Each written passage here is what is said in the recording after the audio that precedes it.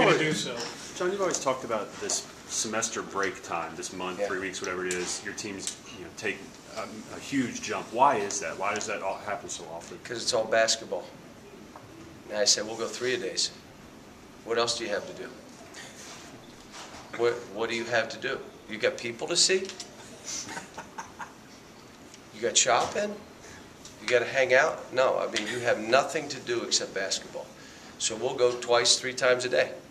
Now, we may have one of those sessions may be cerebral, and one of them may be specifically for foul shooting, but we have no time element, and I can just coach basketball. So we get better. Now, this isn't the week because they're in finals. Our practices have been all under 2 hours, hour and 45 minutes, hour 40. They're in finals. They need to make sure that I'm not physically draining them. That's why they're here. So today's practice will be about the same, hour and 45 minutes.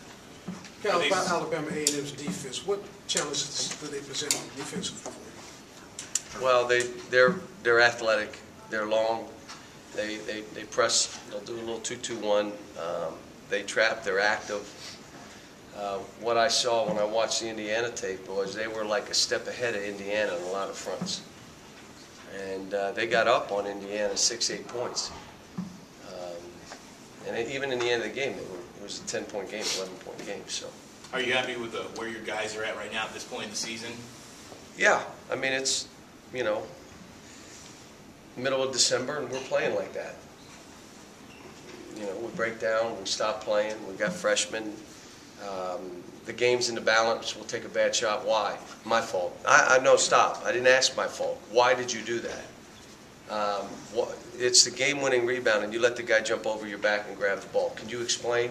Well, I tried. Well, then I should be playing somebody else, because that's the game-winning rebound. You get that ball or you sit that bench. Stuff like, we're not quite that will to win. We're not quite there, but I will say they're trying. The emphasis we've made is they don't talk, and none of them like to talk. Well, it's selfish. You don't like to talk, even though it'll help our team if you talk. You don't think you should have to because you don't like to. But you're not selfish. Okay. You have to explain that to all of us, but, so now when you go out, you'll see us talking more. They're all trying to do what we're asking to do. We're not deep enough right now. It's a problem we have. I mean, we got to find a couple guys to play. We got guys that have played, and when you do the plus-minus, the minute they're in the game, we're down 70. Now, I'm not saying down 35 or 40. It's a 70-point drop. So now you got to say, well, how do we do this? How do we play that small lineup some? Because with the numbers prove that that's our best team. Even though Josh is playing really well, our smaller lineup has the best numbers. So how do we play that some? We have so many things to answer right now. Of all the teams in the country, I can't name a handful that have the upside of this team. We have upside. I mean, we're not, and I'm coaching them, so I know. But, whether we'll all do this together and, I don't feel like it today. Oh, so should we all take a day off? Or it's all stuff that the growing pains of having young guys and a new team.